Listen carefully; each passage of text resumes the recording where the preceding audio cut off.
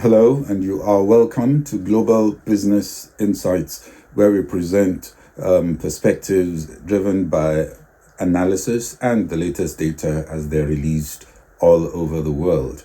High interest rates and fees helped Europe's biggest bank, HSBC, to post a record 80% jump in profits to 30.3 billion dollars. That's 24 billion pounds in 2023. But the future outlook still remains quite cautious. HSBC holdings on the London Stock Exchange, their shares are down 6.6% as we speak. We'll talk about that later. US stocks sank yesterday as chip-making giant, that's an artificial intelligence leader, Nvidia, saw its worst day since last October.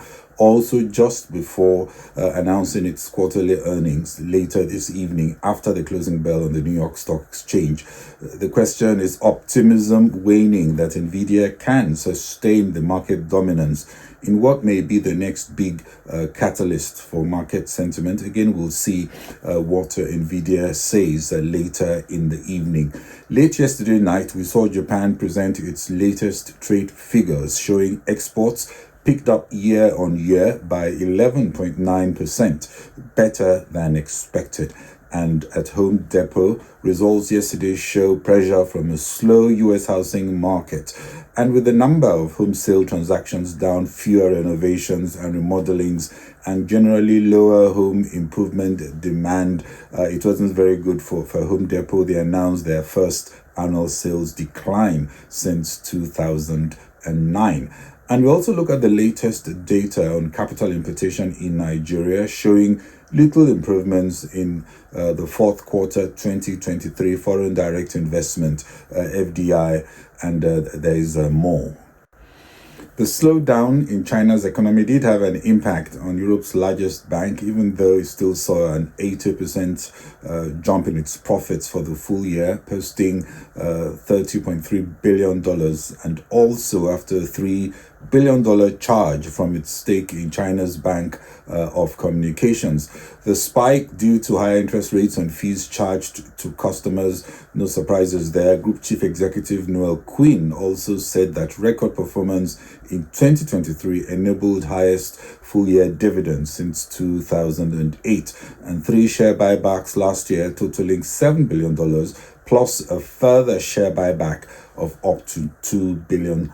The earnings release highlighted that outlook for loan growth is expected to remain cautious for the first half of 2024, with customer lending percentage growth in the middle single digits year over year, and that's over the medium to long term. HSBC also said costs grew 6% in 2023, more than it had expected due to the impact of higher than expected bank levies in the US and Britain. It also said costs would grow a further 5% in 2024 as it grapples with inflation, while it also is investing in its businesses. The bank makes most of its profits in Asia, and it is going to be affected by the still shaky economic rebound scenario playing out in China. HSBC said its bonus pool rose to $3.8 billion, and they are launching a new variable pay scheme for junior middle management staff. The high interest rate regime with robust wage growth is good for banks despite a mild recession, and for HSBC, weaker than expected growth in China. China's troubled property market, with the most debt-ridden developer Evergrande recently handed a liquidation order in a Hong Kong court, will certainly see that weighing on their outlook. Rates are also expected to have peaked, and the continued reconfiguration of global supply chains and trade curbs on China by the US, all implying for HSBC a broadly cautious future outlook. HSBC shares, as we speak, down 7.4%, and it does look like it's still slipping. Even if we see sales more than triple from the prior year to over $20 billion in Q4, analysts still want to understand how the competition is likely to evolve, and also if the edge Nvidia enjoys is sustainable. Nvidia might currently have somewhere from 98 to 99% of market share in graphics processing units used for artificial intelligence applications, and that leadership could be disrupted by the likes of advanced micro devices. And we also gather that the SoftBank Group founder Masayoshi Son is working with other investors to create $100 billion chip venture.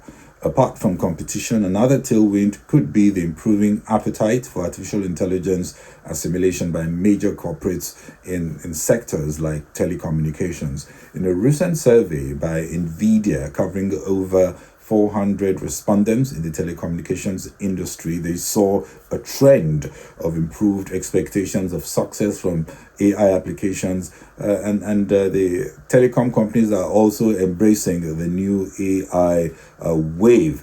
Artificial intelligence also seen as a lever that will help improve both revenues and cost savings, even as enhancing customer experience presents the biggest opportunity for players. But investments are still low compared to where they could be, and many still at the stage of scaling up from pilot mode to full-scale implementation.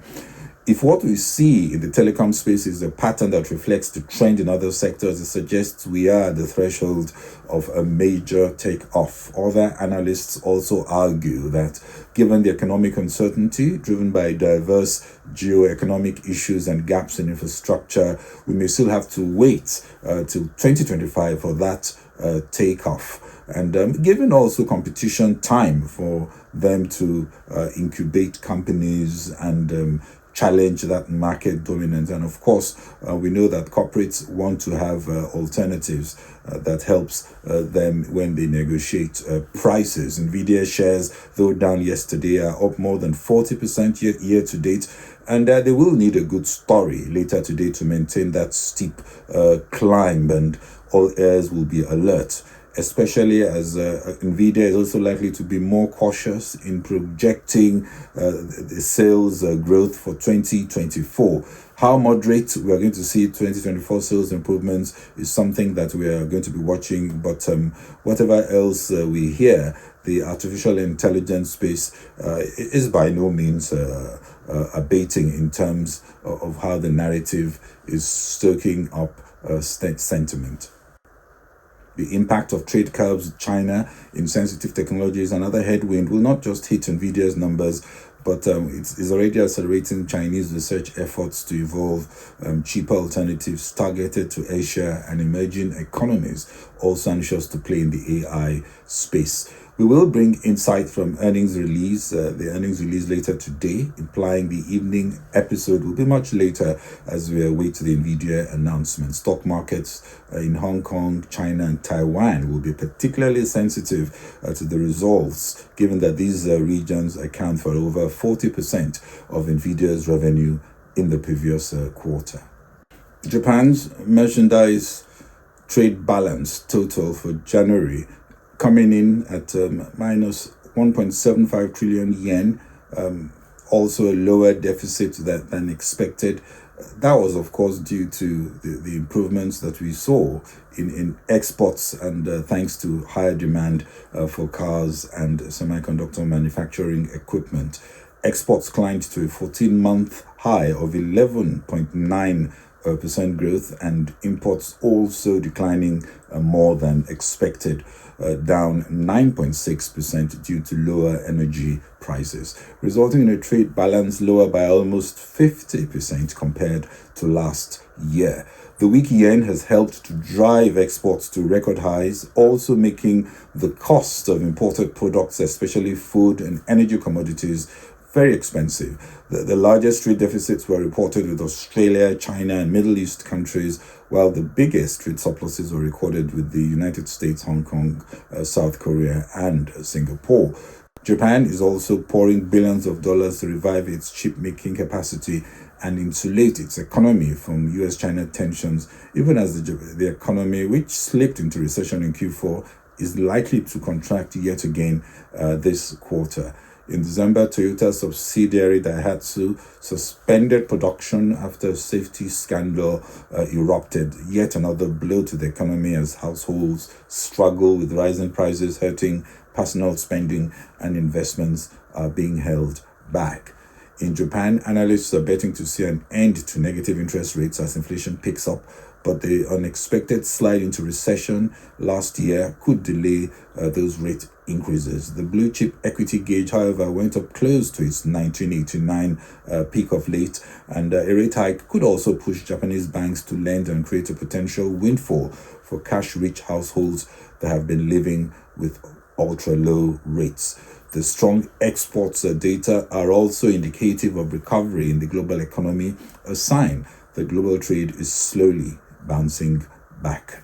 Home Depot announced earnings and sales exceeding expectations in its fourth fiscal quarter, despite cooling demand. Guidance was mixed for the home improvement business, sending shares in that sector broadly lower.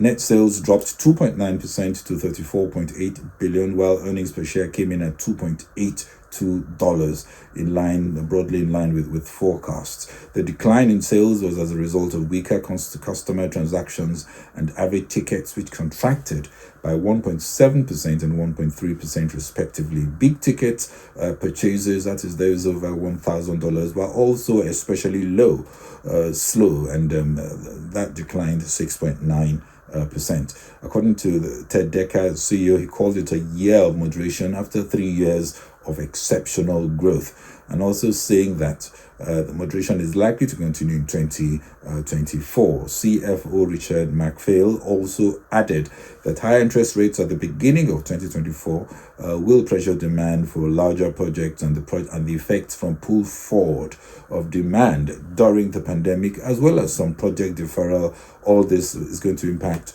2024 demand outlook. In short, the outlook for 2024 is at best tepid from Home Depot's perspective, which is predictive of what we may expect in the world's largest economy in the next few months. And in Nigeria, the National Bureau of Statistics says capital importation increased by 66.27% to 1.08 billion in the fourth quarter of last year, compared to 654.65 million in the previous quarter. According to the report, foreign direct investment still very, very meager at 183.97 million. In 2022, South Africa's foreign investment, direct investment, was reported at 2.3%. According to the World Bank, that is about $8 billion in the year. If Nigeria targets just 0.5% of GDP, annual FDI should rise to over $2 billion, which is achievable.